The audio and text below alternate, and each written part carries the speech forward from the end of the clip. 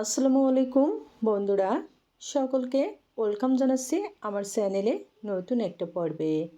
আজকে তৈরি করে নিয়েছি আটা আর আলু দিয়ে ইফতারের জন্য খুবই মজার সহজ একটা রেসিপি। তোমরা চাইলে কিন্তু ঝটফট অল্প উপকরণে ইফতারের জন্য রেসিপিটা তৈরি করে নিতে পারো। খেতেও বেশ মজার। তাহলে চলো দেখে নিই আমি ইফতারের জন্য রেসিপিটা কিভাবে তৈরি করছি। শুরুতে বলে নিয়ে নিচ্ছি আটা। 250 গ্রাম আটা নিয়ে নিলাম, টেস্ট অনুযায়ী লবণ আর 2 টেবিল চামচ সাদা তেল। আর হ্যাঁ, এখানে আমি আটা নিয়েছি, তোমরা চাইলে কিন্তু আটার পরিবর্তে ময়দাও নিতে পারো। এখন একটু সময় নিয়ে মিশিয়ে নিচ্ছি তেলের সাথে আটা। মিশিয়ে নেওয়া হয়ে গেছে। অল্প অল্প করে পানি দিয়ে ডো তৈরি করে নিচ্ছি। একসঙ্গে কিন্তু সবটুকু পানি দিব না, অল্প করে পানি দিয়ে ডোটা তৈরি করব, তাহলে কিন্তু একেবারে পারফেক্ট ডো হবে। এখানে 1 কাপ আটার জন্য পানি লাগছে হাফ কাপের থেকে একটু কম। দেখো খুবই ভালো করে মাখিয়ে নিয়েছি। এখন কিন্তু ডোটা রেডি, তো 5 মিনিটের জন্য রেস্টে রেখে দিচ্ছি। এখন পুর তৈরি করব, এজন্য একটা গ্রেটারে করে আলু গ্রেট করে দিচ্ছি। সিদ্ধ আলু, বড় সাইজের একটা আলু গ্রেট করে নিচ্ছি। আর সাথে নিয়ে নিচ্ছি একটা সিদ্ধ ডিম।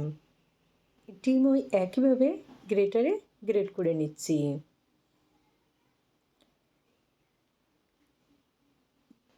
তবে তোমরা চাইলে কিন্তু হাত দিয়ে মাখিয়েও নিতে পারো।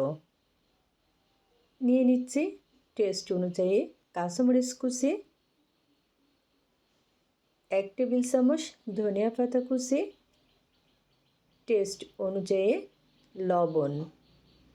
আমি এখানে কিন্তু কাঁচা পেঁয়াজ দেইনি, ব্রেস্তা দিয়ে দিলাম, তবে তোমরা চাইলে কিন্তু কাঁচা পেঁয়াজ দিতে পারো। নিয়ে নিচ্ছি 2 টেবিল চামচ সরিষার তেল।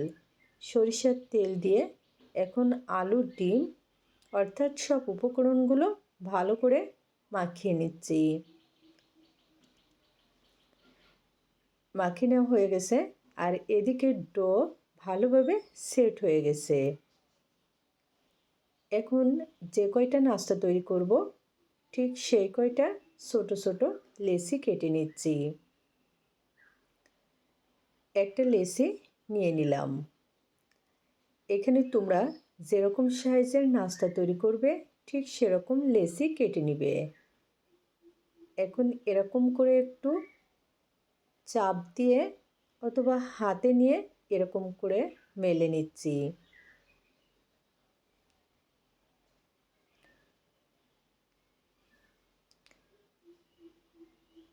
তবে চাইলে কিন্তু হালকা বেলে নিতেও পারো। দেখো রুটির মতো বানিয়ে নিয়েছি। এখন আলুর মিশ্রণ দিয়ে দিলাম। মিশ্রণ দেওয়ার পরে ভালো করে সিল করে নিচ্ছি। কাজটা কিন্তু খুবই ভালো করে করতে হবে, যেন ভাজার সময় খুলে না যায়।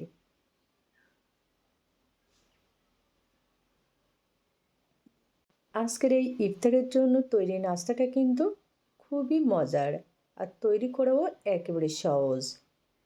দেখো তৈরি করে নেওয়া হয়ে গেছে।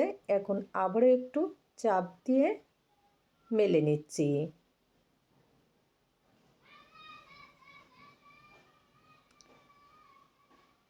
দেখলি তো কত সহজে তৈরি হয়ে গেল মজার একটা নাস্তার রেসিপি।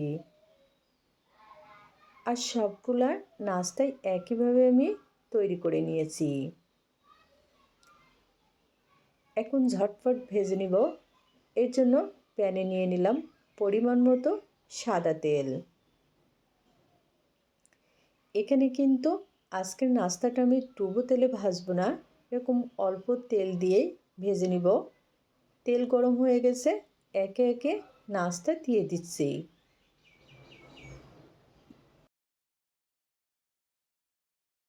আর হ্যাঁ, এই পর্যায়ে কিন্তু চুলার আঁচটা মিডিয়াম টু লোতে রাখতে হবে।